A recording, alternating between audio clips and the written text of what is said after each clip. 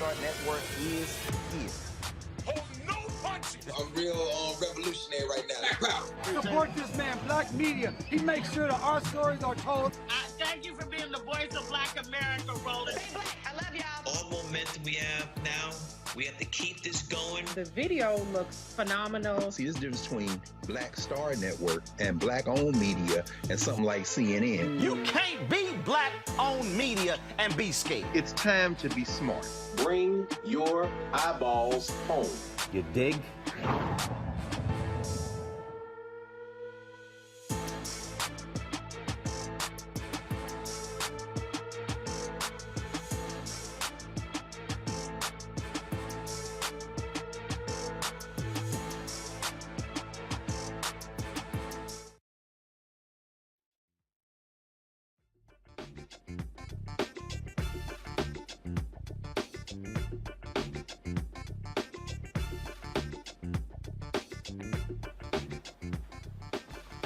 Hey folks, today is Wednesday, March 23rd, 2022. Coming up on Roland Martin Unfiltered on the Black Star Network, live from the People's Republic of Brooklyn.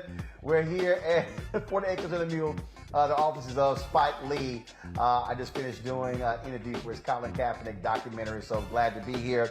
Folks, on today's show, the third day of the confirmation hearings for Judge Ketanji Brown Jackson continues, and more nonsense from Republicans, but she holds her own and makes it perfectly clear that she cannot be messed with. We'll also tell you about what she has decided with regards to the Harvard affirmative action case that's going to go before the Supreme Court.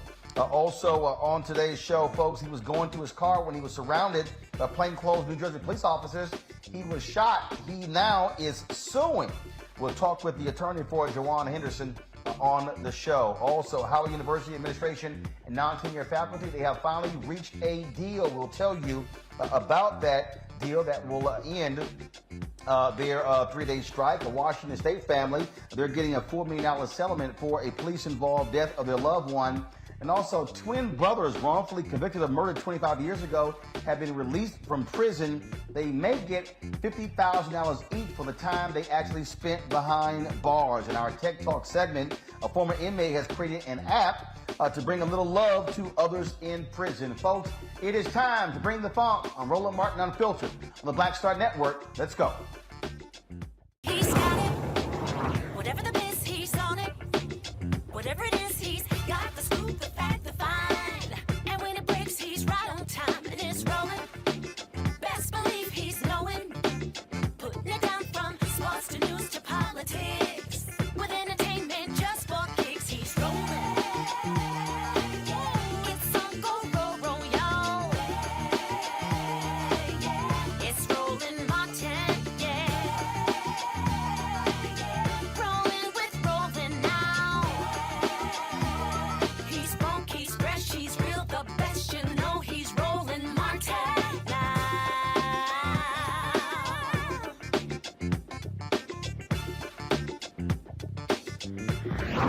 Martin. In certain kinds of decisions, you have to Live notice and comment view in of order to the get confirmation hearings for proceed. Judge Ketanji Brown Jackson, day 3. They continue. Let's go live and hear what she has to say.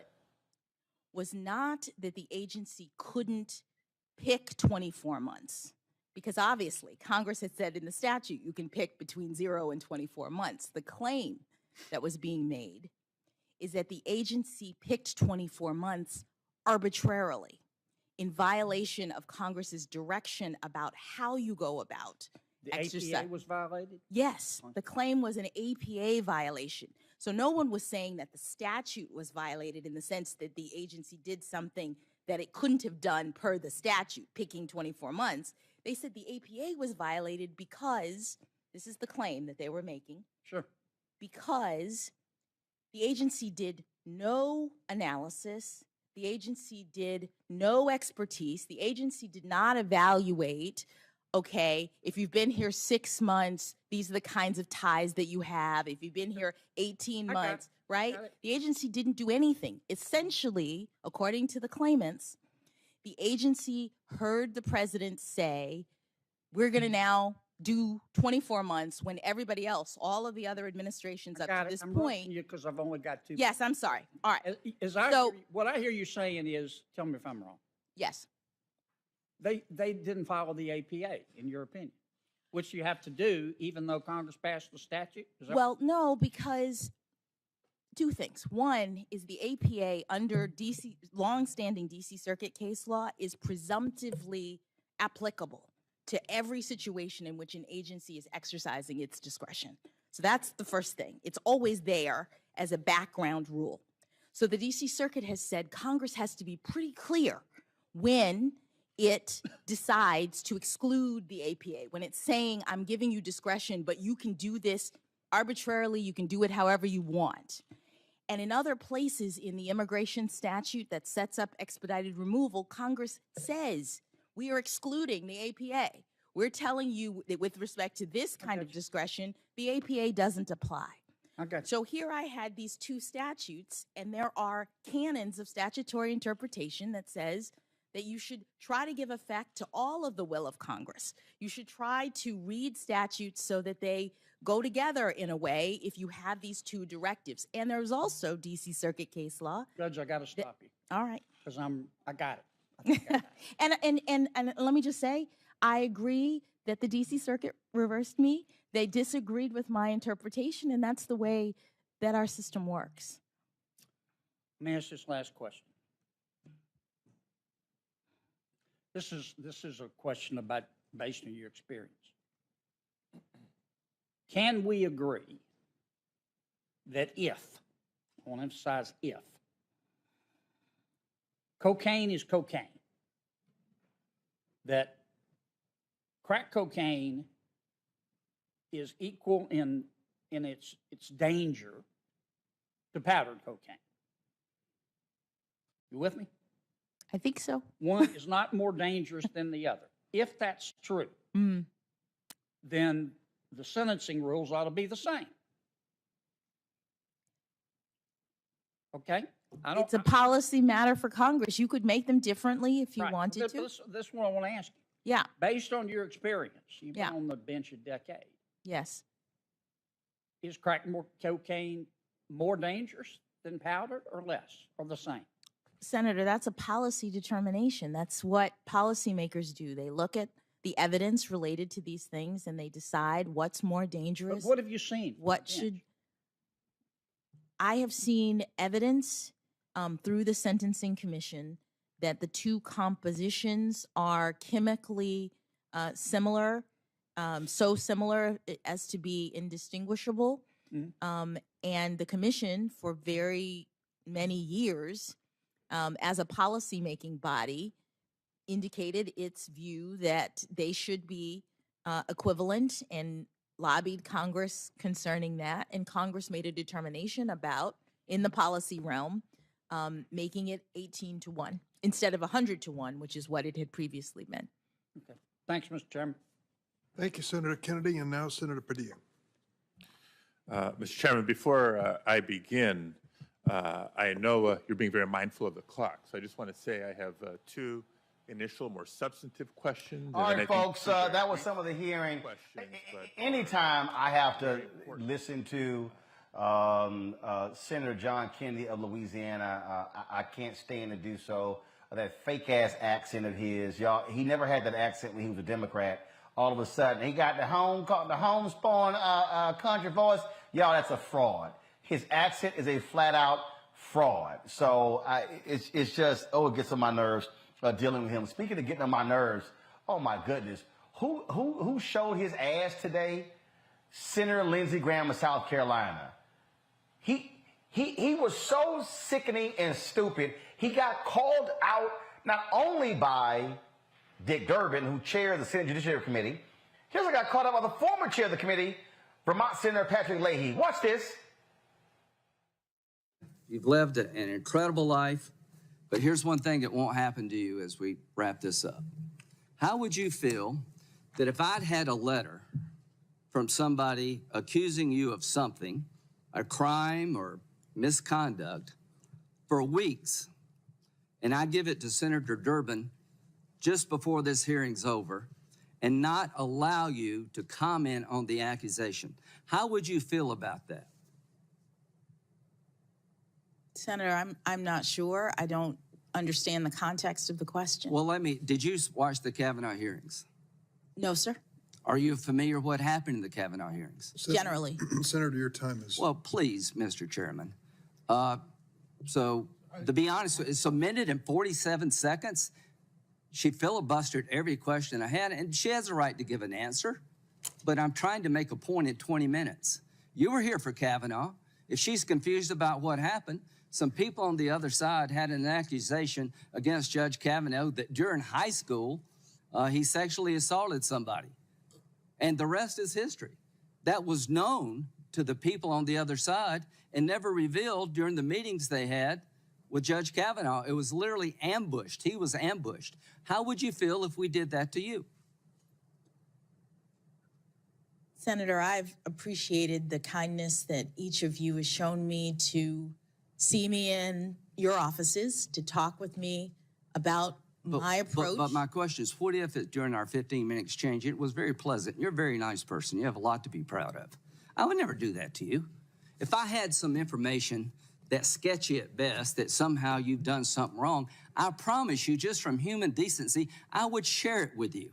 I would not disclose it at the last minute of the last day of the hearing, and I've already given it to a newspaper so the whole country can read about it before you ever said a word. Senator, she's had nothing to do with the cause. No, but I'm asking her about how she may feel about what y'all did. Senator, your time has expired, and I'm going to give her an opportunity to finally complete an answer. So, if I could just address, answer the question. Senator, I don't have any comment on what procedures took place in this body regarding What'd you think Justice about the Kavanaugh hearing? Kavanaugh. What I'd like to answer is your points about my sentencings in child pornography cases. The point of the guidelines is to assist judges in determining what punishment to provide in cases. And there are horrible cases, but the idea is that between the range of punishment that Congress has prescribed, judges are supposed to be providing proportional punishment based on what a person has done. It was going well until this last round of questioning, and that's an abrogation of everything the Senate should stand for. You had a Republican member who went way over the time allotted to him, ignored the rules of the committee, badgered the nominee, would not even let her answer the questions.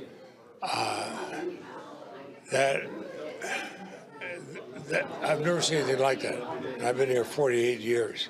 Here we have a highly respected and respectable nominee, and to be treated that way.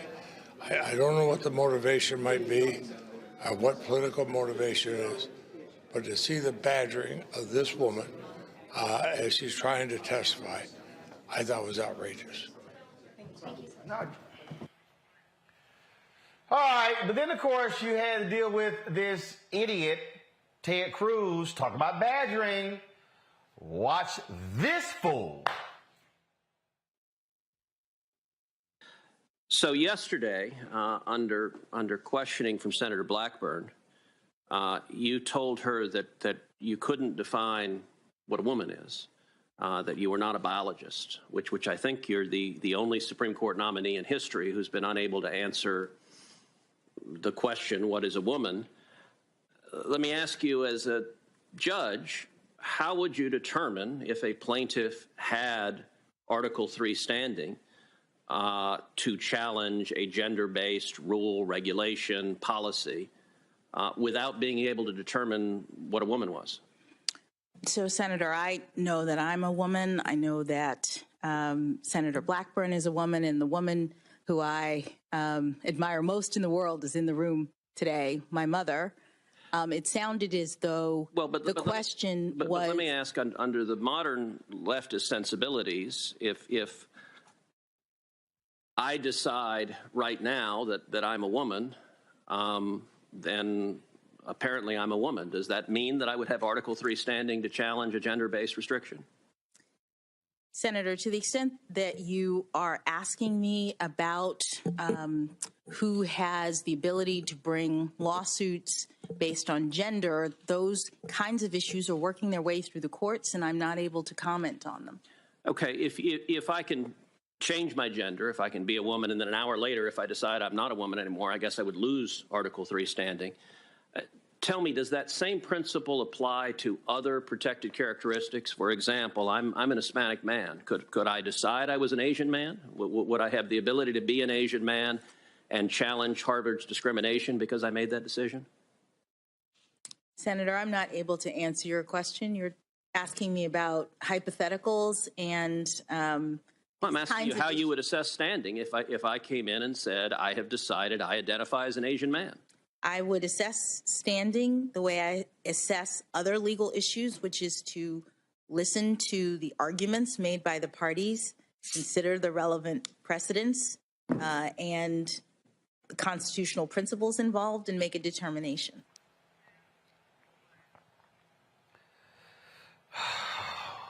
All right, y'all. Let's go to my panel, please. Joining us right now is Cliff Albright, co-founder of Black Voters Matter. Cliff, glad to have you here. Also, Renee Hutchins also joins us as well. Renee McDonald Hutchins with the University District of Columbia. We also have A. Scott Bolden, Robert Patillo, and we'll be joined shortly by Monique Presley as we break all of this down. Renee, I want to start with you. I mean, if we thought yesterday was stuck on stupid, having to listen to that idiot John Kennedy, and then having to listen to Marsha Blackburn, Tom Cotton, Josh Hawley, and Lindsey Graham. I mean, seriously, Lindsey, let it go. Kavanaugh's on the Supreme Court. This ain't part 2, dude. I mean, what did you make of just the insanity from the right today?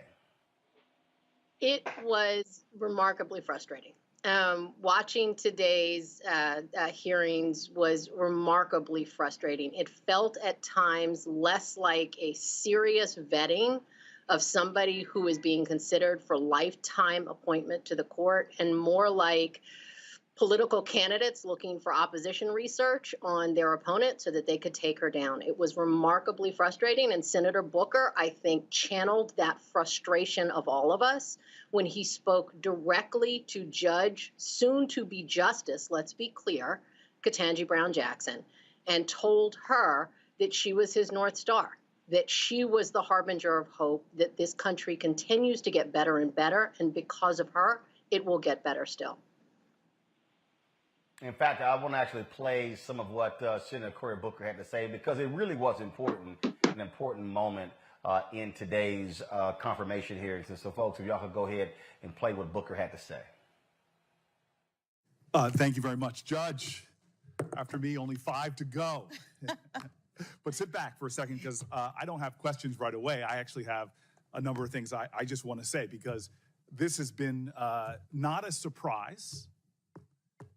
Given the history that we all know, not a surprise, but perhaps a little bit of a disappointment, some of the things that have been said in this hearing.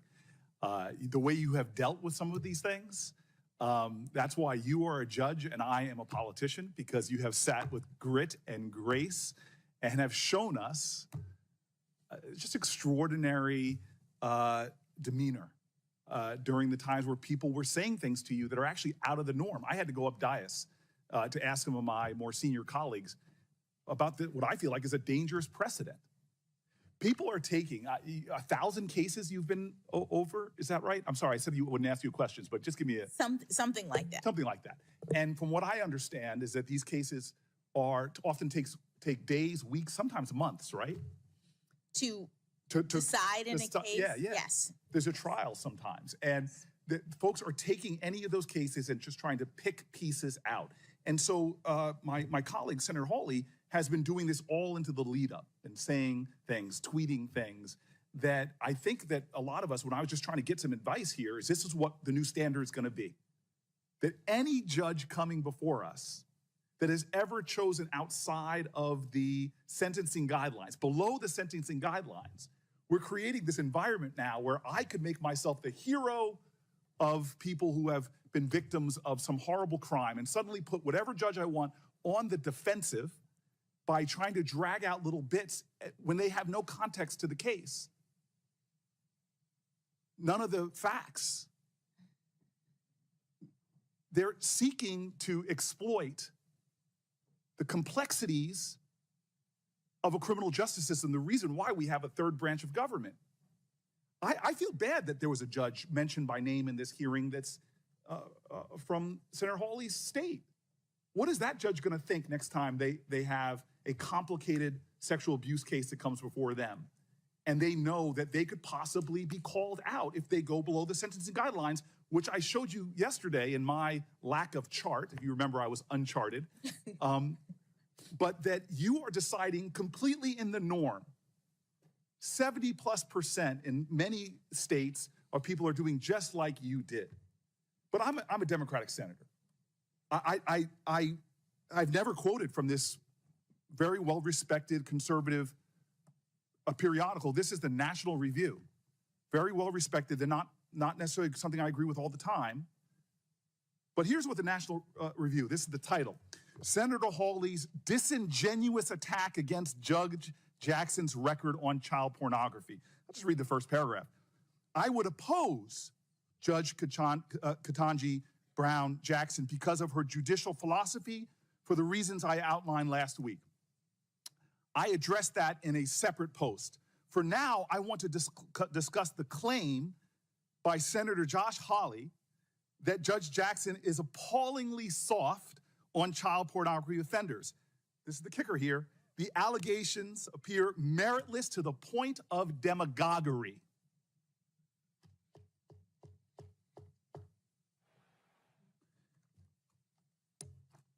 I got letters from leaders of victims' rights groups, survivors of assault, all saying sort of the same thing with the National Review. Feel proud about yourself. You brought together right and left in this calling out of people that will sit up here and try to pull out from cases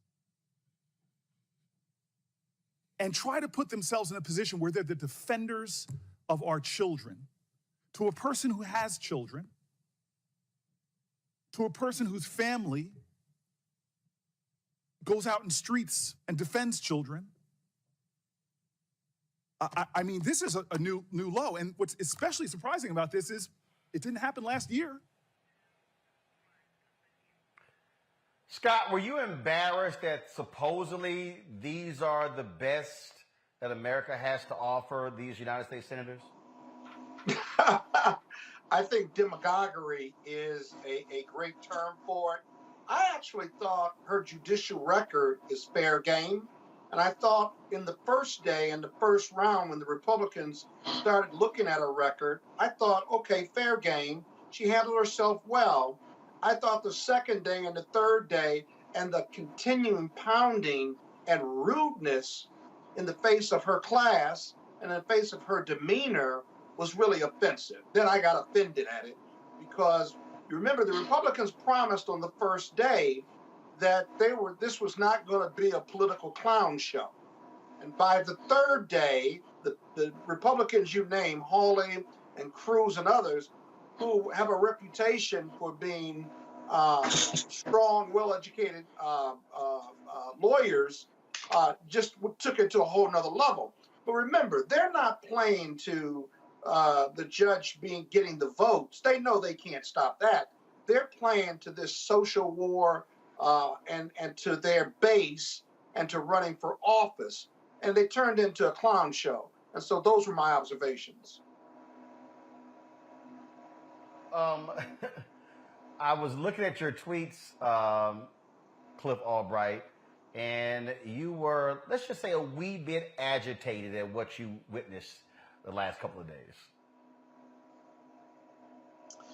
Yeah, Roland, just a wee bit, and the tweet you're talking about is that, we have to keep in mind not only were these clowns, not only were these racists being ridiculous because they're really auditioning for the presidency, right? Exactly. An audition, which by the way, in order to get that, they're going to have to go past somebody who is a repeated serial sex offender, who for 4 years they gave unabashed allegiance to in the White House and never had an issue with him. If they were so concerned about, at one point Lindsey Graham tried to compare the treatment that they were giving to Judge Brown Jackson to the treatment that Kavanaugh received. In other words, he's more concerned, and the rest of them are more concerned about the way that she gave sentencing to child pornographers, but we're absolutely fine with ignoring the fact that they had an accused child pornographer that they literally put on the highest court in the country, because Kavanaugh was the same age as one of those cases that Harley kept harping on, where the person was 18 years old. Kavanaugh was 18, and in fact, 18 for just one, because keep in mind, there were two that Kavanaugh had, one where he was in college, right? And so they're more concerned with how she's sentencing on child pornographers and sex offenders than the fact that they voted for one to the Supreme Court, they gave allegiance to another while he was in the White House. And truth be told, if they're that concerned about child pornography, all Harley or Cruz has to do is go out that chamber, go down the hall to the House, where two of their colleagues, Getz and Jim Jordan, are sitting, who both have direct connections to child pornography, but they're not going to do that. If they're that concerned about the sentencing guidelines, either one of them could pass something in regards to the sentencing guidelines, but they're not going to do that. What this is about is that they are trying to tarnish a Black woman, and in doing so, going back to the tweet that you mentioned, they are actually referencing and using one of the oldest tropes, one of the oldest stereotypes that we've had in this country, which is the trope of a Black woman as the Jezebel, as the over-sexualized. They are literally trying to present a case that somehow she has an affection or support or an advocacy for child pornography. That is very much in line with the images, right? That is very much in line with the image that they tried to create of Black women during slavery, even before slavery, but especially during slavery, because that's the way that they rationalized the fact that they were systematically raping Black women in this country. They created that image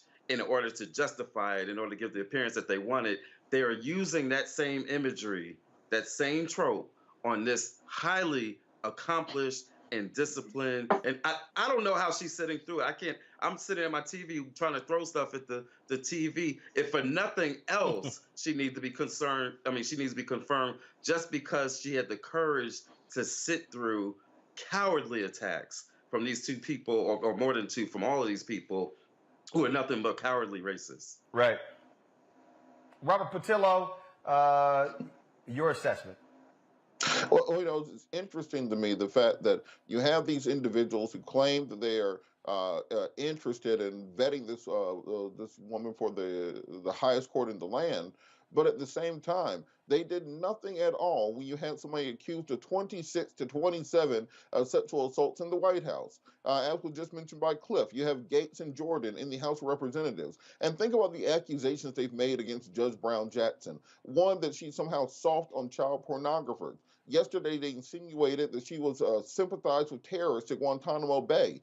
Ted Cruz insinuating that she somehow, as a Black woman, is going to bring CRT and critical race theory into the and make that the law of the land. So much so that the Republican National Committee tweeted out that her name equals CRT. They're not even faking it anymore. It's not even I keep hearing mainstream media talking about dog whistles. This isn't a dog whistle. This is just straight up old-fashioned racism.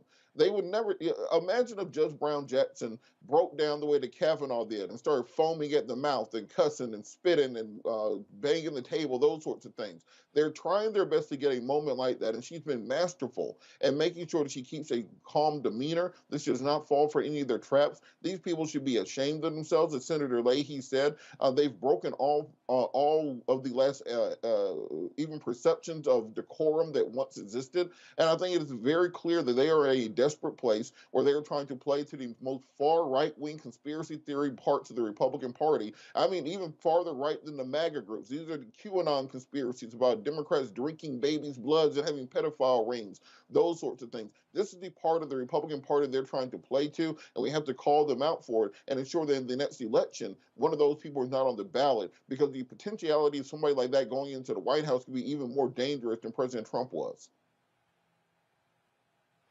Is Monique there? All right, let me know when she's on. Renee, they kept trying to come back to this whole issue with child pornography. I mean, they have nothing else. They literally have nothing else. Even when we played that coming live, the video going to Sarah John Kennedy, he's talking about powder cocaine, crack cocaine, and she's like, I'm sorry, that's your job. The fact of the matter is, Congress can actually make it the same, whether it's powder cocaine or crack cocaine. I mean, it used to be 100 to 1, then it was reduced to 10 to 1. It still should be changed. Don't be looking at her. Do your damn job, Senator Kennedy. One of the things that I just applaud soon-to-be Justice Jackson for, and I'm going to keep saying that because we are going to speak it into existence, because it is going to happen. One of the things that I absolutely have to applaud her for is she has been masterful at reminding the Senate of what their job is and what the limits on her power as a judge are. It has been a masterclass in endurance, and it is not just the trope of Black woman as Jezebel that they are attempting to trigger. Some of these political stunts and character attacks, it seems, have been an intentional effort to trigger an angry reaction from her, much like Kavanaugh's reaction, so that they can then complain that she is an angry Black woman who does not have the judicial demeanor to sit on the court, and she is not biting. It is a masterclass in endurance. You know, it was just this one after the other, and it was important. It was important, Scott, for her to say, that's your job. You can change that. You can fix that. So I love it how they whine about judicial activism, but don't want to accept the role that they play in dealing with a lot of these laws. Yeah, that's pretty clear. But this is what happens when you run up against excellence, Roland. When average white men of power, whether elected or appointed, or rather rooted in privilege, when you run up against excellence, who happens to be an African-American woman, you see, they couldn't stand the scrutiny that they're putting her through. I've done a lot on the federal sentencing guidelines, over 30 years of practicing law. Their job is to either appoint, delegate, or draft what the federal sentencing guidelines are, which are advisory. If you were to look in their record of who they've represented, let alone look at mine over 35 years, prosecutor and criminal defense lawyer, right? And you could scrutinize my clients as white-collar criminal defendants. I've represented child pornographers and prosecuted them, as well as those who were pedophiles, prosecuted and defended them. But they know that as a lawyer, you can't scrutinize the lawyer's record because there's a constitution that says everyone's entitled to a lawyer. And so it's really unfair in that regard, too, whether you're looking at her opinions or looking at who she's defended over the years. At one point, they were criticizing her representing Guantanamo defendants, but she was an associate at a big law firm. Associates don't have a right to say yes or no to who they're going to defend. That's the partner's call. And so she was just contributing. And so the whole analysis to score points with their base is really what this is about. The other thing they're trying to do is they were trying to limit how many other Republicans who are going to support her. At last count, I think it's 5, maybe 10 that are going to support her no matter what. But it's hard to oppose excellence And that's what we've seen the last 2 or 3 days. Just really excellence in every way. Well, and Cliff, I really do hope, and I say this over and over and over again till I'm blue black in the face. For the people out there who whine and complain, who do not understand the importance of voting, I hope you see what happened when you don't turn out and elect Beto O'Rourke and we get Ted Cruz. Mm-hmm. And you listen to the silliness of Tom Tillis. We could put Sherry Beasley in the U.S. Senate, and so she would be asking those questions. You got, of course, races in Wisconsin, Ohio. We can get rid of Marco Rubio, put in Val Demings. For people who are saying what I heard today and yesterday and Monday is nonsensical, you can remove U.S. senators from power. Cliff? Yeah, you're absolutely right, Roland. I mean, if we just think about what we've seen in this hearing and then in some related interviews and discussions that have taken place this week, in this hearing, they have challenged Obergefell, dealing with same-sex marriage. They've obviously they got their sights set on Roe versus Wade, and reproductive justice.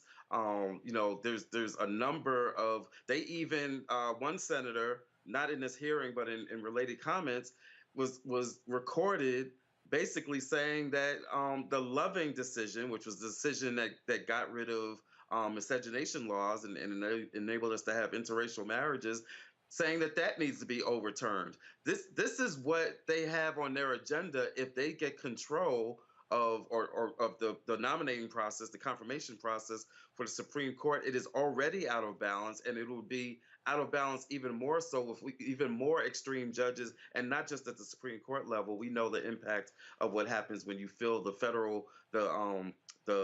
pipeline of federal judges leading up to the Supreme Court.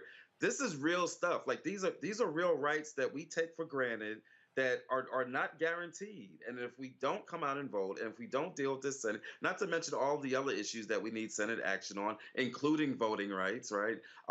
But these are real, people like to talk about bread and butter issues, who you're able to marry and where you're able to go to school and whether or not you've got reproductive, that's just as important as the rate of inflation, right? These are real rights that affect our daily lives. In some cases, they are actually matters of life or death.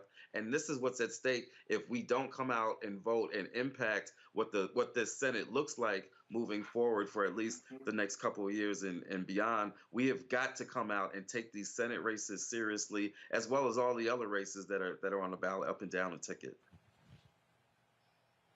Robert, Senator John Ossoff is on this panel. He, of course, won a 6-year term. Bottom line is this here: Georgia got to have a massive turnout to get Senator Raphael Warnock reelected. Elections have their consequences, and people need to understand the United States senators are the ones who are going to vote to confirm federal judges. So people cannot act like these issues are not related.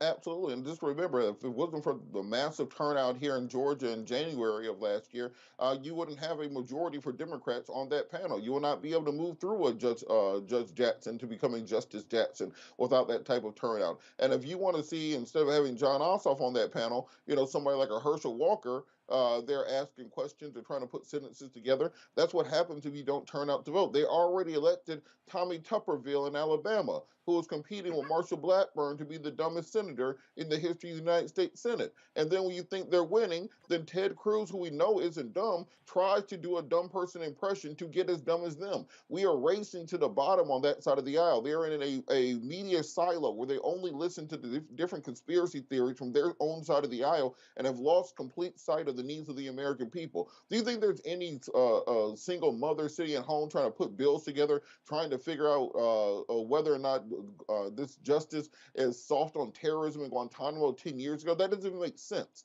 So they're no longer operating from a point of view of trying to actually address things that the American people care about. It's a small cadre on the far right that wins these elections, the donor base of those millionaires and billionaires that fund their campaigns. That's who they are appealing to. And because of that, we have to make sure we turn out with people power so we can keep them out of office, because who knows at this point in time what public policy they will put in place if they actually had the majority again.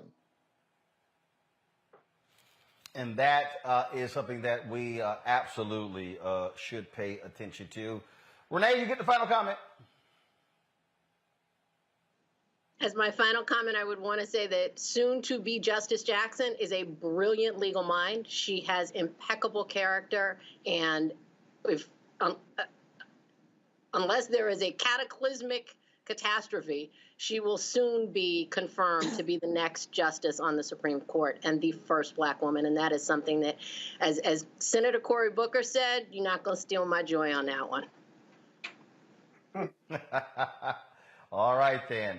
I certainly appreciate it, Renee. Thank you very much for joining us. Cliff Albright, thank you for joining us as well on today's show. Thank you. All right, folks, got to go to a break.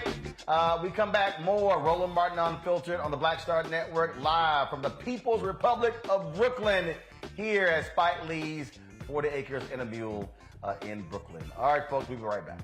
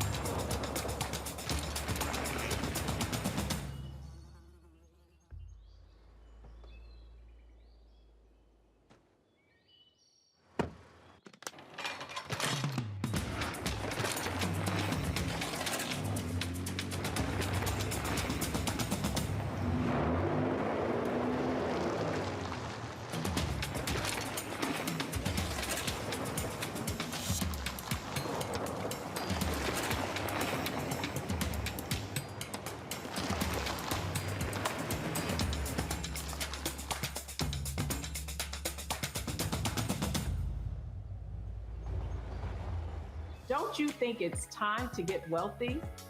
I'm Deborah Owens, America's Wealth Coach, and my new show on the Black Star Network focuses on the things your financial advisor or bank isn't telling you. So watch Get Wealthy on the Black Star Network.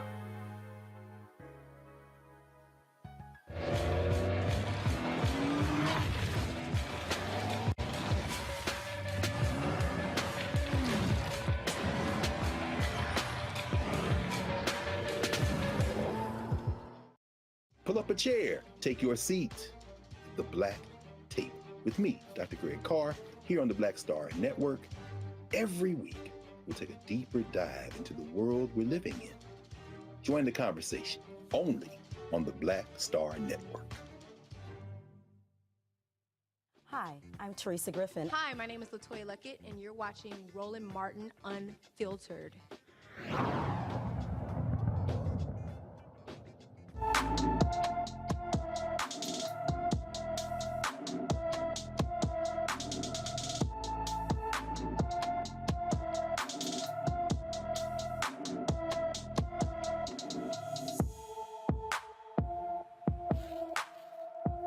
All right, folks. In our Black and Missing, 15-year-old Amani Gomes was last seen in Washington, D.C.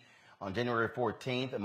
Amani is 5 feet 4 inches tall, weighs 135 pounds, with brown eyes and black hair. She was last seen wearing a black jacket, orange and gray ski pants, and orange and white sneakers. Anyone with information about Amani Gomes should call the Metropolitan Police Department at 202-727-9099, 202-727-9099. All right, folks, two Michigan brothers wrongfully convicted of murder who spent 25 years behind bars were released from prison on yesterday. George and Melvin DeJesus were sentenced to life without the possibility of parole for the 1995 killing of Margaret Midkiff. New DNA evidence and witness testimony got their convictions overturned. Brandon Gohagan lied and said the brothers forced him to kill the woman. His DNA was found on the scene. He has been convicted of other crimes against women. In compliance with the state's Wrongful Imprisonment Compensation Act, the brothers should receive $50,000 for each year they were in prison and other reentry support services, including housing, job, and transportation help. That is, you know what? That to me really should be the state standard all across this country. I'll start with Robert first. That should be the floor. That should be the basement for what happens, because this happens far too often where there's absolutely no resources provided for people who are re-entering after years of false imprisonment. But let's think about the lost earning potential. Let's think about the fact that these individuals could have created a novel invention, a business, XYZ, who knows what. So this should definitely be the floor for what is provided, but we really need to invest societally in what we put into re-entry programs, because the way I like to describe it is a lot of times, even if you're not convicted, if you're wrongfully arrested and kept in custody with no bond, for example, it's almost like getting abducted by aliens. You lose your house, you lose your car, you lose your job, your credit is shot, and then even if the charges are dismissed 6 months later, now you're re-entering a completely tattered life with no resources thereby to rebuild. So we have to really examine what we do about re-entry and what we do about giving people restitution who have been wrongfully incarcerated or held by the system. Scott? Yeah, you know, it ought to be the bare minimum, the base, Roland, having gone through this very issue with Jimmy Gardner, as you know. It's tough. One, these young men and women wrongfully accused, wrongfully charged, and serving time, their life is changed forever, not just short term, but long term. And then getting out after 20, 30, 40 years in prison, their life has been changed in ways psychologically, physiologically, that no amount of money can give them back those lost years. And in working with experts and trying to come up with a number that would satisfy and calculate for someone who's been in jail for 20, 30, 40 years wrongfully, they can come up with a number, but they can never come up with the psychological damage number to go with that analysis on what they would have done professionally. In Jimmy Gardner's case, he was a professional baseball player, AAA. Who knows what he would have done with the Chicago Cub organization or another organization?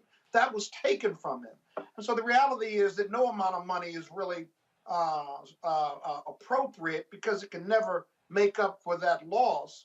At the same time, every state has different laws on compensation for these individuals, and every state is different. Some have insurance limitations. Others have no limitations. Others have a calculation that makes a lot of sense, but it's a bare minimum. And then if the individual and their families are of means, or if you can find a law firm to take it on a contingency fee basis, it costs them tens of thousands of dollars still. And it takes years, because the state will fight a higher compensation level or higher multi-million-dollar either settlement or success in civil court, which each of these individuals deserve. It gets real complicated. We need to uncomplicate it. And I know that from firsthand experience in representing Jimmy Gardner after he was freed and cleared from his conviction. Absolutely. Monique Presley Jones is right now. To that particular point, we're dealing with this story here. I mean, my goodness, 25 years in prison for a crime you didn't commit. And luckily, they can qualify for $50,000 a year. In some states, you get nothing. Yep. Right. You're depending on really the kindness of donations and benefactors, because there's nothing codified that protects you. Yep. And that's a shame. I mean, and that's another thing I heard you guys talking about. That's another thing right. There should be do something about. I think Monique, there should be a push for states to absolutely have to compensate folks who have been wrongfully convicted. Right. And I don't know that it should be state by state. I think that there should be some sort of way for there to be federal payments to compensate for at least where there's been a federal offense. But either way, this is another one of those things that has to be fixed by the legislature. It's not something that can be fixed on a case-by-case basis. And you know, Roland, this Well, issue yeah, is not going away. again, though, and for the people, that's why voting also matters. Scott, go ahead. This issue is not going away with the development of DNA and what have you. And if you're going to change, you put state legislation in, try this on for size. The states, in many of these cases where they have released individuals for being wrongfully convicted 20, 30, after 20, 30, 40 years, the state and the attorney generals in these states are free to defend the state against multi-million-dollar lawsuits. So on one hand, you have a criminal justice system at the state level that says, okay, we made a mistake, we're going to give you your freedom. On the other hand, when you sue them for millions of dollars in compensation, punitive damages, the state AG office will often fight that tooth and nail, requiring these individuals to spend even more money and time and resources trying to be made financially whole without any compensation as a statutory compensation. And so when I look at these pictures of these individuals being freed after 25 years because they were not guilty, their journey has only begun. Because to fully compensate them and to get through a lawsuit and to try to get them in a position where they can just matriculate, where they can get out of the system of being controlled and the psychological damage from that and the physical damage from that, to even get in a position to just matriculate in the human condition will cost them hundreds of thousands of dollars when they should be compensated in the millions. And so we got a long way to go with this, but you're right, it's not going away because of the DNA testing that's coming out. And two, the culture of these states that, well, okay, you may not have done it, but we're still not going to give you $1 million or millions of dollars that you're entitled to. We gave you your freedom. That's wrong-headed policy, and that's got to change. And I think you're going to see it changing over the course of time in several states. Well, and let me say it again for everybody out of here. I keep trying to tell y'all about voting. You can't change policy if you don't change the people who are the policymakers. You can whine, complain, create a hashtag, talk on Twitter, but you got to be able to affect the policymakers. Let's talk about Washington State, where a Pierce County, Washington family is going to get a $4 million settlement for the police-involved death of their loved one. Manuel Lewis was leaving a convenience store in March 2020 when police stopped him. He was pinned to the ground and cried, "I can't breathe." 3 of the officers involved were indicted on several charges for the murder. Christopher Burbank and Matthew Collins faced second-degree murder charges. Timothy Rankin was charged with first-degree manslaughter. Another one of those cases that we continue to see. All right, folks, a Hollywood staffer is suing the LAPD for $20 million after what he claims was a racially motivated traffic stop that led to guns being pointed at him. 31-year-old Ernest Simon Jr., a driver for ABC's critically acclaimed show Grey's Anatomy, was pulled over. Police believe Simon was driving a stolen vehicle. Simon had just dropped off some cast and crew members for an on-location shoot in the rented Ford production van. According to the lawsuit, after Simon was pulled over, the officers ran a license plate check on the production van, but they mistakenly matched it to a stolen BMW sedan. Simon says despite being cooperative, he was held at gunpoint for nearly 20 minutes in front of cast members. Monique, how do you get a Ford van confused with a BMW sedan? Well, no, I mean, they screw up. I don't want to say that part was intentional, but the issue is after you screw up, you have an opportunity to correct it, and there should be a lot of fail-safes along the way, and they did not do that. So it wasn't one dropped ball, it was repetitive. I just don't, again, I sit here and we do these cases repeatedly, Robert. And you sit here and go, how dumb can y'all be? Like the video, the black woman, I think she's in Houston, where the same thing, cops point the gun at her, and then the woman's like, no, it's a learning curve. She was like, damn, a learning curve. My ass could have been shot. But Ron, I think the worst part is that this is just so par for the course for black men that we don't even raise an eyebrow to it. You know, I can't think of any black man I know who hasn't had a gun pulled on him by cops at some point in life for some trivial situation. You ran a stop sign and now there's a gun being pulled on you as the officers are approaching. You're walking out of a convenience store, there's a gun pulled on you as officers. These are things that happen to me. So I'm speaking from experience. So I think that we do need to start having more civil suits because for far too long, we've just been told to kind of let this kind of roll off of our backs, just be happy that nothing worse happened. When in reality, I think if you start getting some nice six-figure, seven-figure settlements out of these police departments, maybe they will train themselves and train their officers to approach a black man the same way you would a little old white lady named Beth. Treat us the same way because we have the exact same constitutional rights and we have the exact same protections under the rule of law that anyone else does. So if you wouldn't pull a gun on a little old white lady named Beth, then don't pull a gun on me. Scott, I just saw a video. It was posted on several pages. Brothers in a grocery store. Cops get a call saying some white man in a green jacket is placing items in his coat. They roll up on a brother in the store who's black with an orange jacket. Then they try to claim it was tan. And the brother was like, okay, how did y'all get a call about me when I walked in the store behind y'all? And they're like, sir, calm down. I'm like, he's like, damn, getting calm. I mean, and then of course, while they're talking to him, another cop actually arrests the white guy in the green jacket. Right. Sure. Green jacket, orange jacket, they're the same.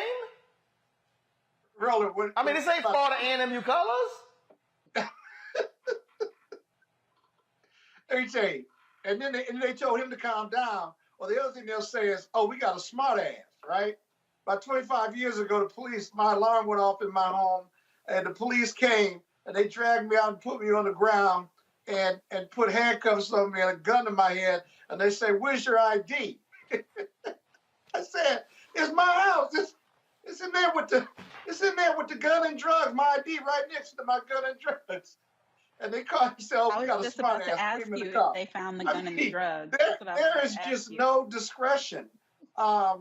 Even when you call a supervisor, you can't have. I've never seen a supervisor come out to authorize an arrest. You know, in most jurisdictions, if you say I protest the arrest, have the sergeant come out and authorize this arrest. Even the sergeant, whether it's a bad arrest or not, will talk to the citizen and won't coach the cops on what they've screwed up, essentially.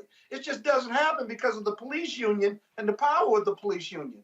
And then lastly, you've got to really think about the hiring process. Who are we giving guns and badges to? Why don't we require them to have a college degree or some specialized training in discretion and de-escalating these situations so you're not making dumb mistakes? All of these scenarios are just dumb. You sit there and think, these aren't split-second decisions the officers are making. These are just like in regular time decisions they're making. They have a gun and a badge and a flag on their arm, and yet they are being abusive in the implementation of their jobs. And so until we hire better, train better, and transform, as Ben Crump says, transform these police departments, you're going to continue to have these bonehead mistakes. And they're deadly mistakes very often. That's the dangerous part. It would be funny if it wasn't so dangerous. Well, absolutely. In fact, so the brother who they rolled up on that grocery store, we'll have him and his attorney on Roland Martin Unfiltered on tomorrow's show. Got to go to a break. Exactly. William and Kate, they in Jamaica. Jamaica saying, hey, Mom, take your ass home. We will explain when we come back on Roland Martin Unfiltered on the Black Star Network. Don't forget, download the app, please, the Black Star Network app. Apple phone, Android phone, Apple TV, Android TV, Roku, Amazon Fire, Samsung Xbox, Samsung TV, Xbox as well. So please be sure to grab it, please. And don't forget to support our Bring the Funk fan club. Every dollar you give goes to support this show. And so, P.O. Box 57196, Washington, D.C., 20037. Cash App, $RM Unfiltered. PayPal is R Martin Unfiltered. Venmo is RM Unfiltered. Zelle is Roland at RolandSMartin.com. Roland at RolandMartinUnfiltered.com. I'll be right back.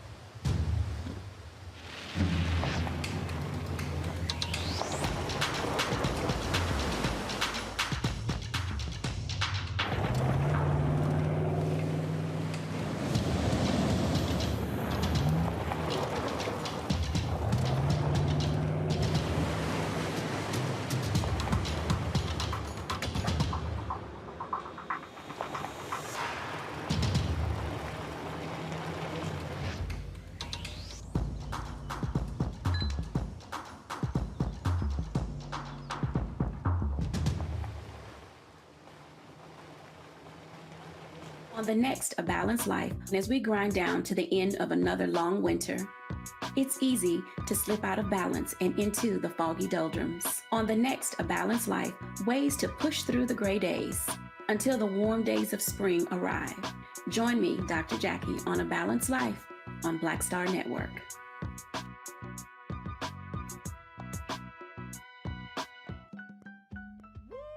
We're all impacted by the culture, whether we know it or not. From politics to music and entertainment, it's a huge part of our lives, and we're going to talk about it every day right here on The Culture with me, Faraji Muhammad, only on the Black Star Network. Don't you think it's time to get wealthy? I'm Deborah Owens, America's Wealth Coach, and my new show on the Black Star Network focuses on the things your financial advisor or bank isn't telling you. So watch Get Wealthy on the Black Star Network. This is Diala Riddle. What's up, y'all? I'm Will Packer. I'm Chrisette Michelle. Hi, I'm Chaley Rose, and you're watching Roland Martin Unfiltered.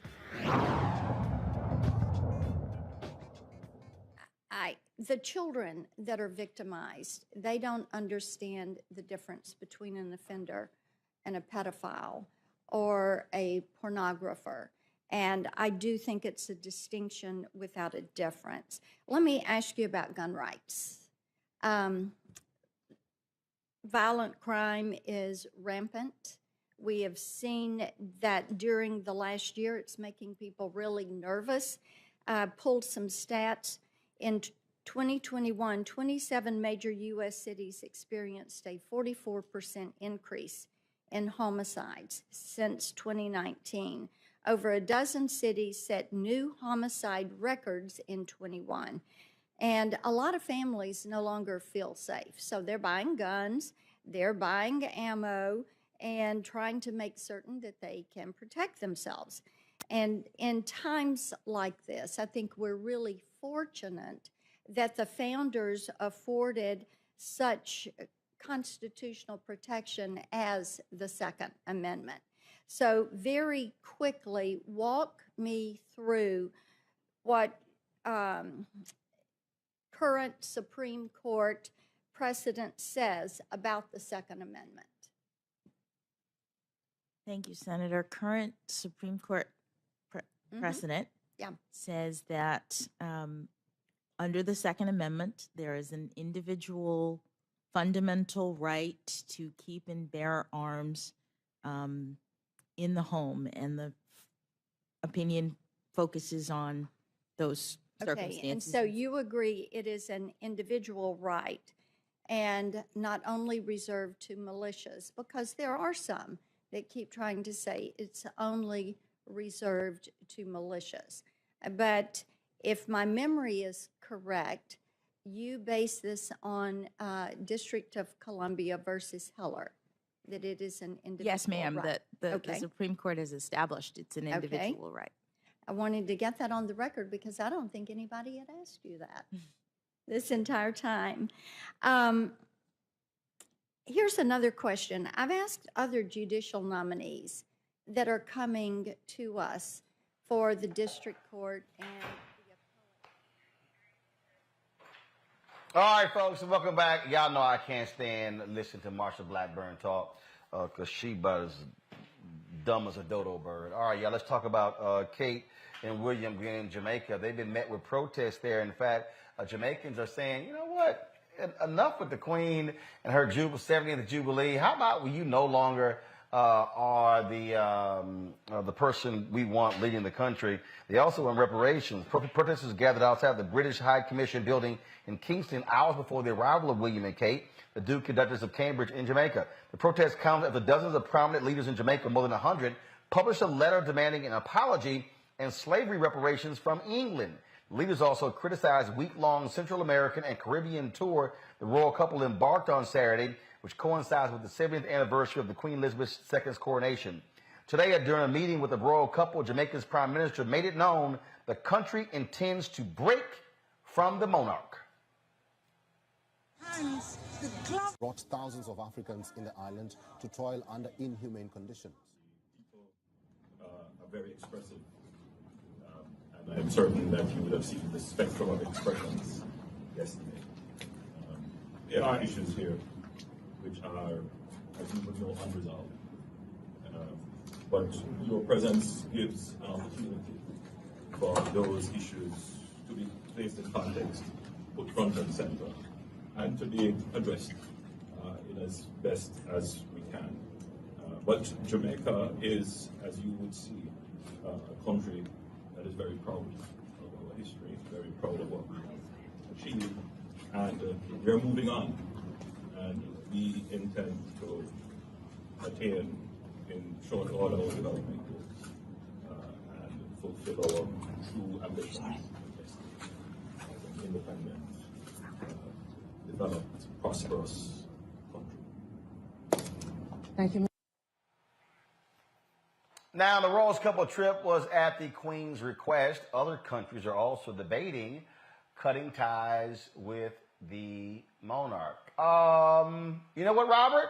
Guess what? Barbados did this. Look, this is ending colonial rule. And these are black countries. These are folks who are saying, why the hell should we keep bowing down to the Queen? We can control our own destiny. Works for me. Exactly, and this is step one of decolonization that we've seen across the Caribbean and African nations in Southeast Asia for the better part of the last 60 years, where the first part is breaking those colonial ties. There are many nations across the world where the Queen of England is still their head of state, where they still use British currency, where they still speak the English language. And I think the part of the decolonization process has to begin with, one, breaking those historical bonds, but then secondarily, taking away the economic and social rule often that is left in its wake, that even after the monarchies leave and after the colonizations leave, most of the country's economy is still run by Western nations and their corporations, that there's still their military strength is controlled by those nations, their foreign policy is still controlled by those nations. So we have to enter phase two of decolonization, where we return resources, people, and also the money that was stolen from them back to these nations. We've started seeing more and more antiquities being returned. The British museums have stolen, and French museums have stolen over the course of the last several centuries. Well, now we have to move to that next phase. When are you going to pay back the billions and trillions of dollars that you have stolen from these people over the course of the last several centuries? When are you going to pay back the billions of dollars in colonial debt that you charged Haiti, for example, for France, or that Angola had to pay, or many of the other African nations that have broken away? So we have to start confronting this not as an individualized nation-by-nation issue, but by the entire formerly colonialized world going back to Europe and saying, look, it's time for you to pay up. And I think that if you do it as one united voice, you have far more power than island by island or nation by nation. You know, the thing here, Monique, is, I mean, you look at Bermuda. I mean, here is a black country, yet the head of state is still the Queen. You know, when you look at the independence of many African nations that took place with Ghana in 1957. Liberia, of course, was the first republic there in Africa. But this is something that it is important about self-govern, self-control, and cutting ties with the colonial past where they dictated policy in these black countries.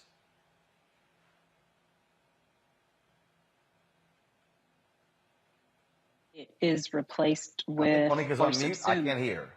There you go. Now I can hear you. Okay, Monique, go ahead. I think what is important is that it is subsumed or replaced by a stable government, though. What I would hate is for in the breach for the destabilization to mean more suffering rather than less for the people as they transition from a colonial sub-state to whatever is next on their road to controlling their own destiny. And I do. Well, that's not the case. Because, for instance, internally, but understand, Jamaica is self-governing. Okay, you have a prime minister, you have opposition party. Bermuda is self-governing, but the head of state is still the Queen. So it's not like you don't already have self-governed countries. You have that in Jamaica as well as Bermuda. You have that in Barbados as well. They just simply said, no longer are we going to be a part of the monarchy. The head of state is no longer going to be the queen. The head of state will be the prime minister, whoever leads the country. Right, but I'm concerned about the financial implications along with what Robert was saying about what they are owed and what was stolen from them. I'm concerned about the manner in which the infrastructure changes when there is no support whatsoever. I think that one of the reasons some people when Puerto Rico went through all of the trouble that it went through as a part of the United States, when people seem to not understand that was true, is because they function in a lot of destabilization that is, in my opinion, largely our fault. And so I wouldn't want for the same thing to be the case here. When you think about the countries that you named, we're dealing with still some of the most beautiful but most impoverished areas in the world. And so you go in where the cruise ships go in and where the fancy hotels are, it looks one way. You go into the city and you see something completely altogether different. The people who work at the resorts could never afford to live there. And I do believe that there has to be a road to balancing that out in order for it to be a real freedom journey. Well, Roland, what I don't understand is why in the 80s, 90s, 2000s, and now you go to these Caribbean countries and the first picture you see is this white lady with a crown when you go through get your bags and you go through the airport and stuff. I understand they used to own this country, but I mean, that's decades ago, maybe. I don't understand why this white woman still got to be the head of the state. I'm not, and they are self-governing. I don't think they get any money from the UK, these Caribbean countries, or Bermuda. And so it just seems to be a relic from the past that they just need to formally cut, unless there's some other historical or economic or political benefit by the Queen being the head of the state. I don't understand the whole historical significance of all of that, other than the fact that they colonized these Caribbean countries and Bermuda and similar islands. But Scott, it's kind of like us. You go into black grandparents' houses till this day, they got a picture of white Jesus and JFK hanging up. It's about being indoctrinated. It's about being colonized. It's about these people coming in, taking away your language, taking away your religion, taking away your family traditions, taking away your genetic lineage, and then teaching you to worship them more so than you appreciate your elders and your ancestors. So we can't blame them for what they've been indoctrinated into, just like you can't blame us for what we've been indoctrinated into right now. We're all okay, but what does that mean in 2022? What does that mean in 2022? What benefit do I get out of having the white woman at the airport? A picture of her. What do I get if I'm Jamaica? Well, one, I think the traditional argument has been on the foreign policy stage. By having one united kingdom, it's called the United Kingdom, you would have a bigger voice. This is the argument they're making, not the argument that I'm making. That you'd have a bigger voice in foreign policy, that particularly with NATO and UN, you're part of a group that gets a veto. Well, they don't mention that you don't really get a say in what they do. All you kind of do is get drugged into every single European war that they decide to get into. But I think you're seeing this awakening happening across the world.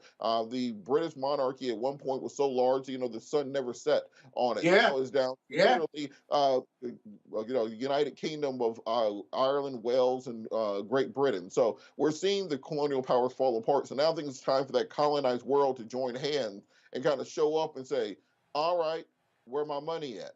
And I think that's going to be the rallying cry for the next half of the century. Well, now that's going to be a problem. And on that particular point, one of the Jamaican one second on that point, one of the Jamaican lawmakers has been demanding that the UK pay some $7 billion pounds in reparations. That comes out to $9.2 billion. That right there, of course, the UK controlled Jamaica for more than 300 years. There were numerous bloody rebellions. One of the things that we know from history, Monique, is that Haiti got its independence, but was forced by the United States and others to have to pay their oppressor back. That contributed greatly to that country still being a broke country today. So here's Jamaica saying, UK, y'all have taken from us You've stolen from us. You got time. Send that money back to Jamaica. And where's the enforcement unless you have two parties willing to come to the table? Because, I mean, there's not any international body, not United Nations or anybody else that could govern and make this happen. So I'm at a loss as to how it gets fixed. Well, the interesting thing is that the interesting thing for me is what Jamaica is asking for is less money than we just sent Ukraine last week. I mean, we literally found that money in the couch cushions to send to Ukraine, but we can't send it as reparations for 300 years of subjugation by the British Crown and African Americans. You know the answer to that. We can't even get a down payment on our reparations. We can't even have a Senate hearing just to have a study commission over it after 40 years. So this is why I'm saying that you're going to have to start uniting hands, saying, oh, look, Jamaica can't do it by itself, but the entire Caribbean and the African continent and Southeast Asia all say, well, look, y'all can either give us our money back or China got their checkbook open right over here. Maybe we'll become friends over there. I think that's when you start getting some movement in this global movement to end colonialism. Yeah, but you need leverage, though. What's Jamaica's leverage in their demand? The you can't have demand leverage without leverage. You need white countries to support that demand, don't you? When you have the entire pre-colonized world coming together, well, now you have leverage. That includes India, because remember, India was dominated by Great Britain for 300 years. That includes many of the places where you're trying to get rare earth elements and natural resources. Most of the places that got oil, those are the previously colonized world. So you start bringing those groups together and start saying, well, look, we're going to need them checkbooks to get open. That's the leverage you're talking about. And that's why these Western nations keep these little phony wars going on throughout the developing world, because they keep us fighting each other. We're never going to look up and say, where my money at? No, I got you. What else you got rolling? Or you want us to keep talking on this subject? Okay, we can keep talking. So let me ask you this from a historical perspective. Oh, I know your ass did not. I'm sorry.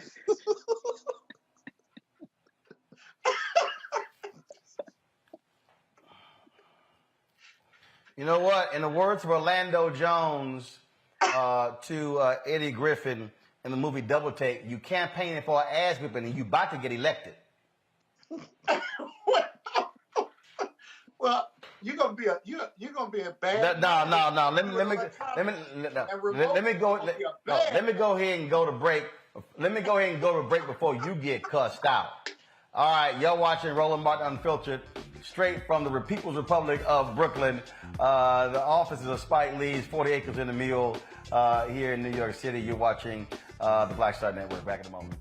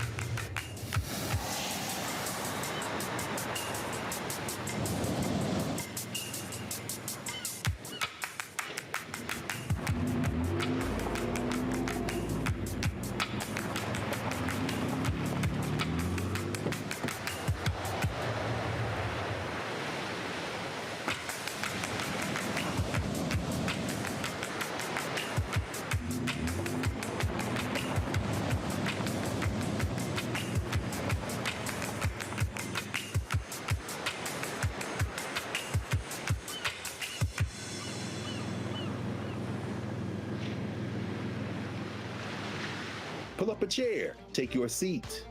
The Black Tape with me, Dr. Greg Carr, here on the Black Star Network. Every week, we'll take a deeper dive into the world we're living in. Join the conversation only on the Black Star Network.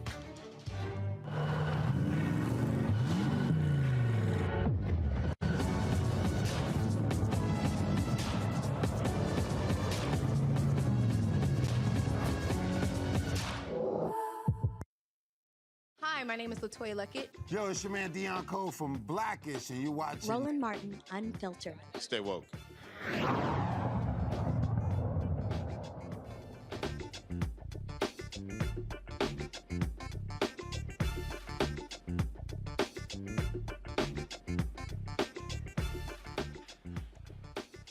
All right, folks, welcome back to Roland Martin Unfiltered. So this is interesting here. The Georgia higher education system, they've announced that for this year that public universities in Georgia, students will not have to submit SAT and ACT scores to enroll. The University System of Georgia called this temporary.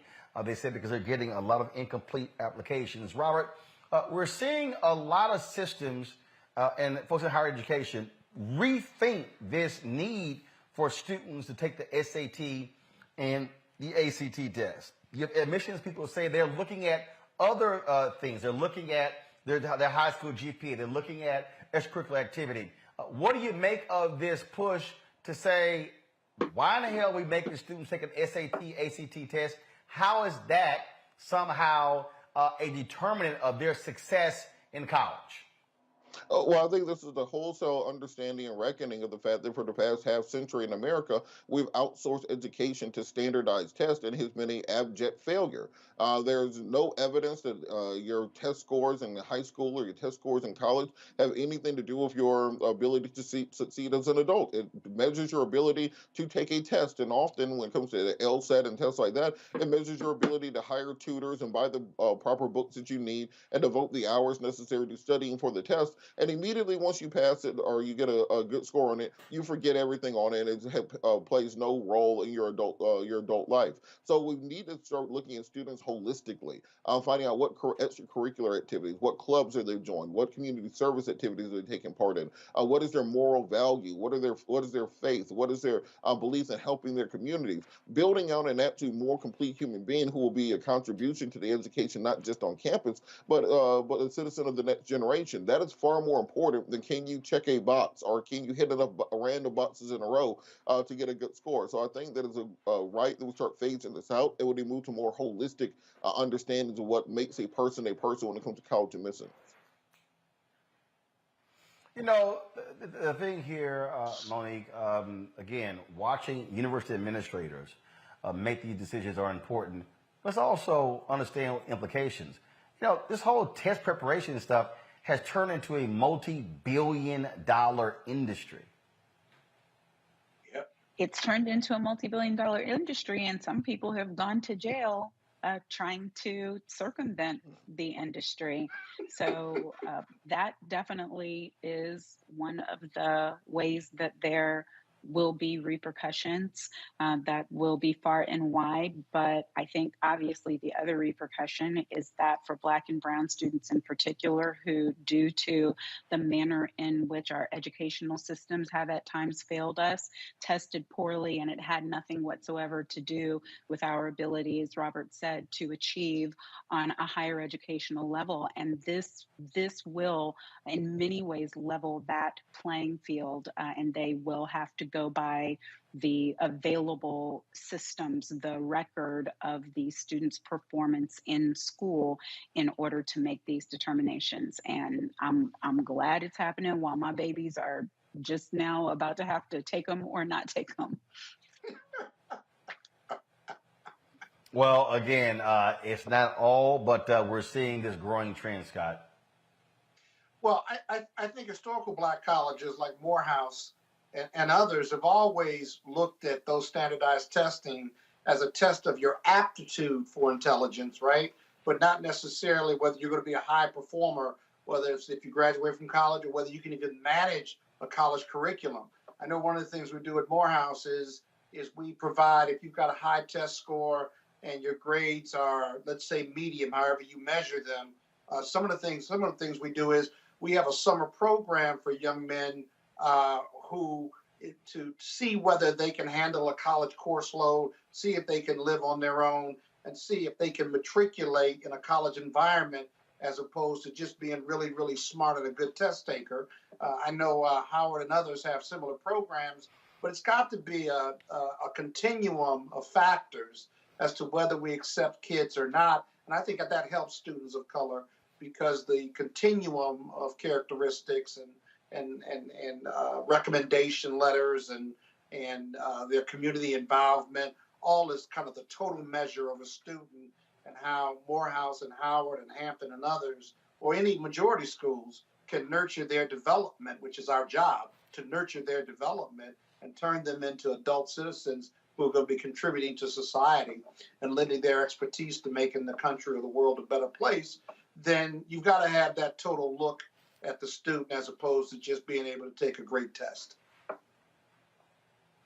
Well, let's talk about some changes happening in New York City where I'm at.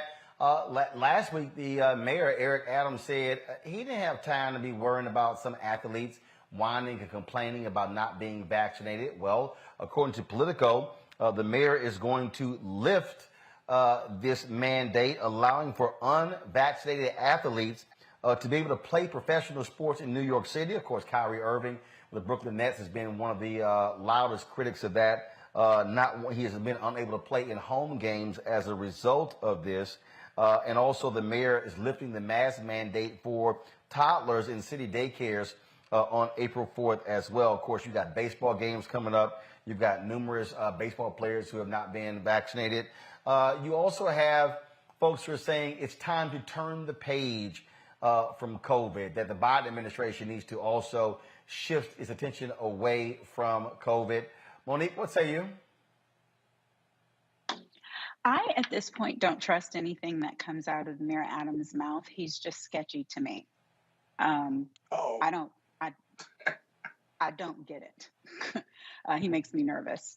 And I don't know that it matters if he lifts the mandate, if the professional sports themselves are not lifting it. So I think it's a wash. But here, so I'm reading this story here, Robert, and this is the City Hall's former COVID-19 senior advisor, Jay Varma, who also used to work for the CDC, said, quote, "I think the same rules on vaccination should apply uniformly to all.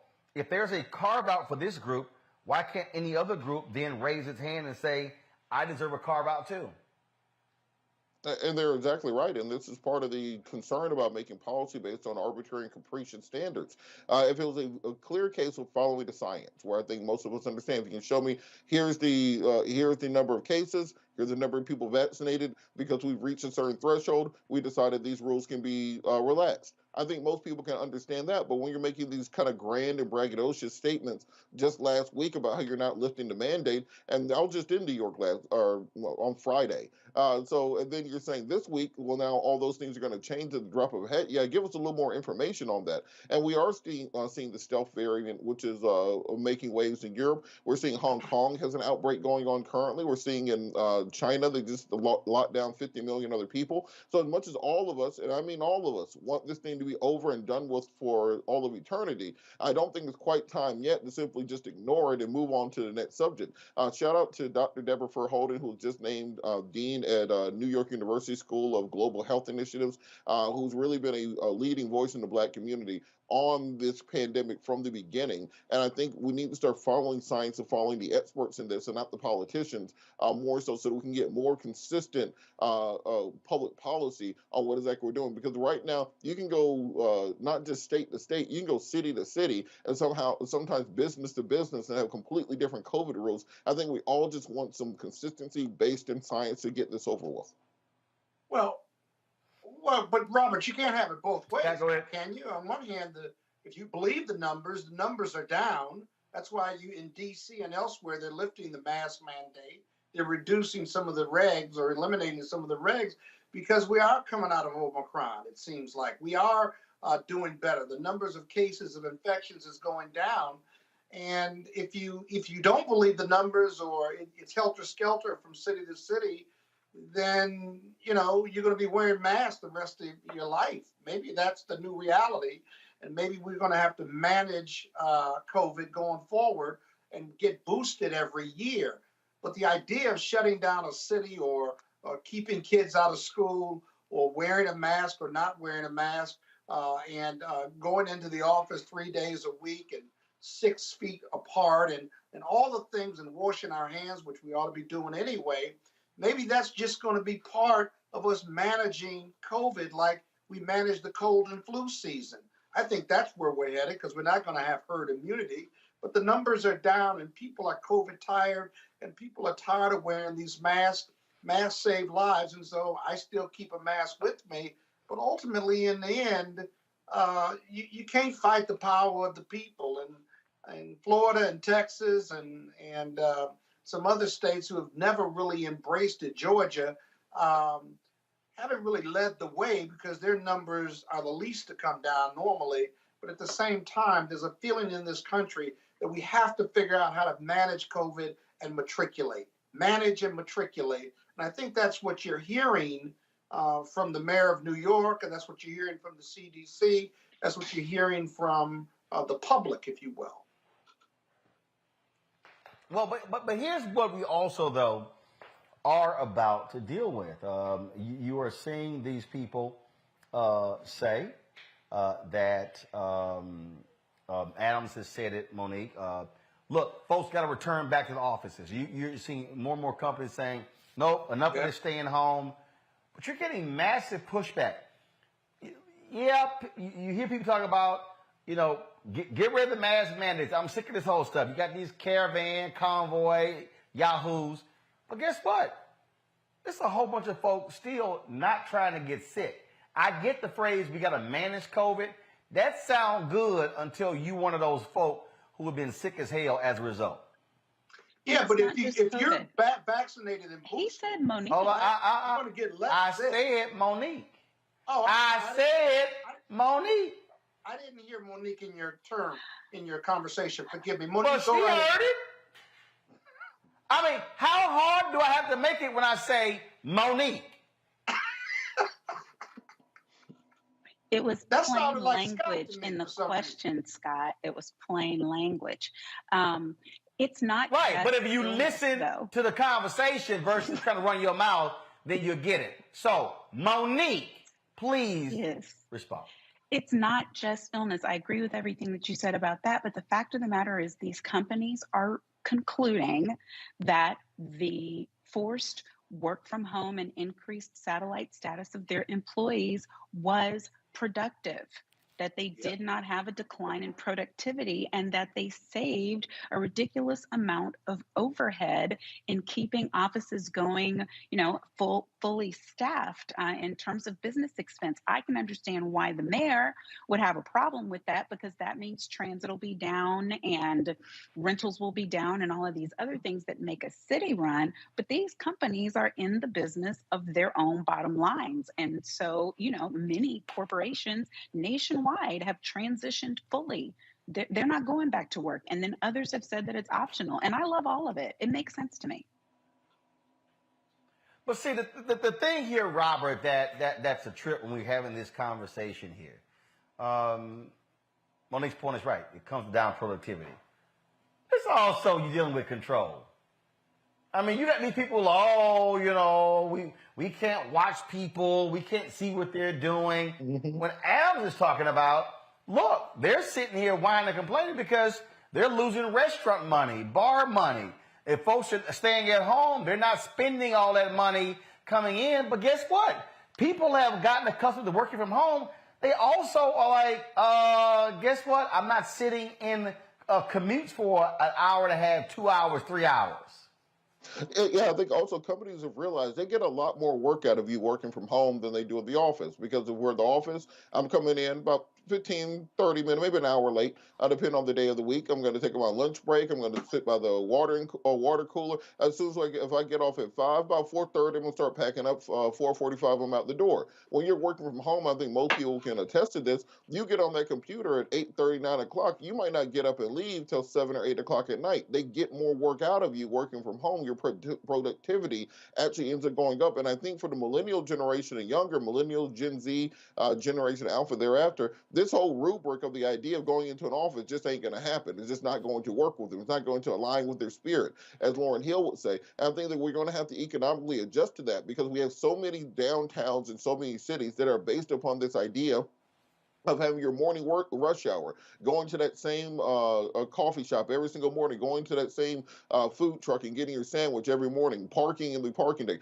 You have entire downtown economies that are based on the idea of people commuting in, going to these office buildings every day, and you have these massive towers built in downtowns across the country that are soon going to be completely depopulated. So we're going to have to start having the conversation as a nation. How do we readjust the way that we view life and the nuclear family idea that's been created, where you live out in the suburbs, you commute in, kind of the beating heart of the city? You're going to have to reevaluate that. And I think COVID in many ways has forced us to accelerate many of the advances that were going to happen in society anyway. Well, now those things are happening right now, and I think this is the tension we're seeing between public policy, the people who existed in the traditional economy, and the new way of thinking on many things. I can't tell you how many times I've been sitting in a calendar call in a criminal courtroom somewhere thinking to myself, this could have all been done online. Well, now that's all done online. It's going to be very difficult to get people going back to the way that it used to be done. And yes, Scott, there is an entire ecosystem that is driven based upon people being in the office. You've got these restaurants or stores, these convenience stores, if you will, housed in these office buildings. But here's what's also happening. Companies are also reassessing the office space. They're reassessing the amount of money that they're spending. They all of a sudden they're going, wait a minute, if we figured out, do we have to actually have massive conference rooms and all of this big old footprint, all these different things along those lines? And so, I mean, that's really what that they're dealing with. I mean, there are expenses, and as a result, people have got. It used to be like even in television, it used to be, hey, you want people on the set, you want them there. Well, the public has gotten used to seeing people, frankly, in these 4 boxes that they're like, all right, I'm good. Do you have to go back to this deal where you have everyone on the set, which now means I got to go there, take the time, do it, then, okay, get back home versus, yo, boom, turn the computer on, I'm here. Then when I'm done, close the laptop, go sit here in your pajamas and go eat dinner or do whatever. Yeah, you're right about that. But whether it's media, the medical profession, corporations, big law, big accounting, you got one problem with that, and this is where the rubber meets the road. That 2 years ago, we were all in long-term lease space, right? And on one hand, you've got long-term lease space whereby those leases aren't coming up or aren't running out for another 5, 10, 20 years, maybe 15 years. Big Law has made more money than it's ever made before remotely, shocking and astonishing themselves.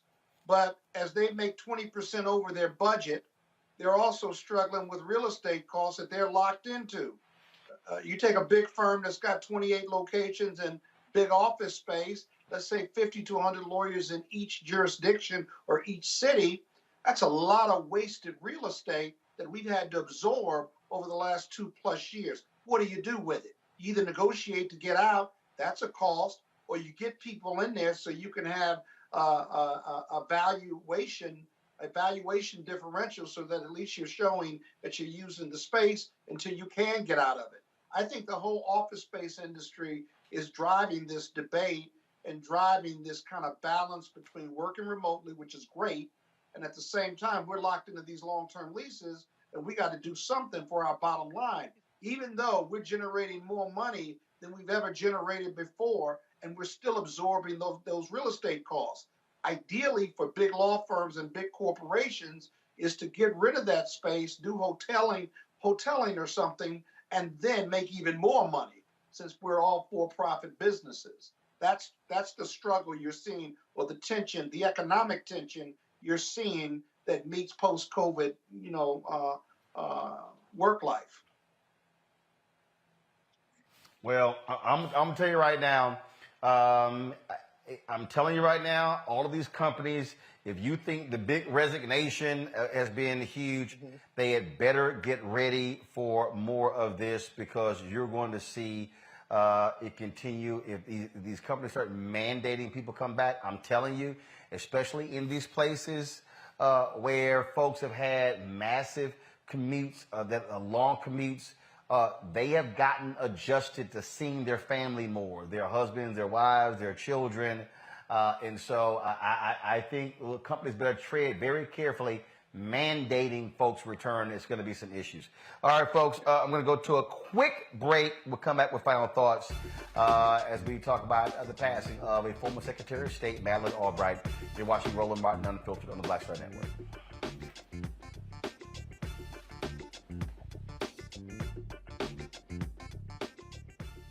Black Star Network is here. I'm real revolutionary right now. Support this man, Black Media. He makes sure that our stories are told. Thank you for being the voice of Black America, Roland. Stay black. I love y'all. All momentum we have now, we have to keep this going. The video looks phenomenal. See, there's a difference between Black Star Network and Black-owned media and something like CNN. You can't be Black-owned media and be scared. It's time to be smart. Bring your eyeballs home. You dig?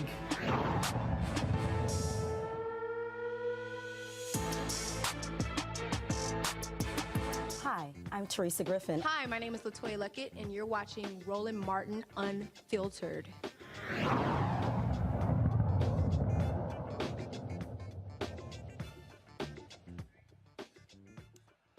All right, folks, Howard University and non-tenure staff have reached an agreement averting a strike. This morning, the agreement was reached after 2 days of bargaining between faculty members and school administrators. The contract proposal includes improvements in compensation and job security for both non-tenure track lecturers and adjuncts. Full details of the tentative agreement are being shared with HU faculty, who will vote on the contract proposal in the next few days. Last week, Howard faculty members announced that they will go on a 3-day strike if they didn't reach an agreement with the school. The proposed deal affects more than 300 adjunct and non-tenure track full-time faculty members. And so certainly glad to see that. Folks, some sad news. Madeleine Albright, of course, the former Secretary of State, has passed away at the age of 84. Her family announced that she passed away as a result of cancer. Of course, she was highly instrumental in leading the State Department. She also, of course, that took place under President Bill Clinton. She was married to Joseph Albright from 1959 until 83. They had 3 kids. She also, born in Prague, came to the U.S. in 1948 to escape communist Yugoslavia. She was a central figure in President Bill Clinton's administration. She served as U.S. ambassador to the United Nations before becoming the nation's top diplomat in his second term. She was awarded the Medal of Freedom by President Barack Obama in 2012. She championed the expansion of NATO and pushed for the alliance to intervene in the Balkans to stop genocide and ethnic cleansing. She also sought to reduce the spread of nuclear weapons and champion human rights and democracy across the globe. Madeleine Albright passed away, folks, at the age of 84. Folks, that is it for us here from the People's Republic of Brooklyn. 40 acres and a mule. I've been here. Of course, I was earlier at a conference dealing with, of course, minority coaches. They've been talking about how do they expand their efforts. We had a conference this morning. I'll quickly show you this here. National Coalition of Minority Football Coaches. And so this was the program here. Mike Loxley, of course, he's the head coach of the University of Maryland. Brian Flores, who is suing the NFL, was also there. I did get a chance to him. Yes, I talked to him directly. Carol, relax. Brian Flores will be coming on Roland Martin Unfiltered very soon. I talked to his attorneys and Brian. I got his phone number as well. We were just texting. And, of course, the summit was to address systemic racism in football hiring practices. And so we had some great conversations. So looking forward to giving y'all more details about that. And so I want to thank all the folks. And so Scott, let me thank Scott, Monique, Robert as well for being on the panel. I certainly appreciate it. Thank you so very much. What I'm trying to figure out, I told y'all YouTube people, come on, y'all, it's 762 likes, okay? We should be hitting 1,000. There's more than 2,000 of y'all watching right now, and so we should easily be hitting 1,000. I told y'all I shouldn't have to be begging y'all every day to hit the like button. It ain't hard, okay? It's not hard at all. And so you love today's commentary. We know Scott did what he normally do, being a Kappa, always just running his mouth, interrupting when I'm trying to go to Monique because he always trying to get more screen time. We know how that goes. And so I guess he couldn't handle. I guess he figured I didn't jump in his butt enough, so he decided to start some mess. But that's what he always does. So hope y'all enjoyed all the commentary, conversation. They have concluded the hearings today for Judge Ketanji Brown Jackson. We'll pick up tomorrow. Hopefully the stupid people will no longer be talking. We hope that is the case. All right, y'all, come on. AR61. I ain't leaving until we get 1,000 likes. Let's go. I need 139. Let's hit the like button, y'all. We should be doing 1,000 likes every day on YouTube. Okay? Y'all are watching. All I'm asking you to do is do that. In the meantime, download the Black Star Network app, folks. A lot of you were thanking me, tweeting me that you had an opportunity to watch the confirmation hearings right on our app. I appreciate all of y'all who were doing so. Apple phone, Android phone, Apple TV, Android TV, Roku, Amazon Fire, Xbox, Samsung TV as well. Also, please join our Bring the Funk fan club. Our goal is to get 20,000 of our fans on an annual basis contributing $50 each. That's $4.19 a month, 13 cents a day. Will you support us in doing what we do?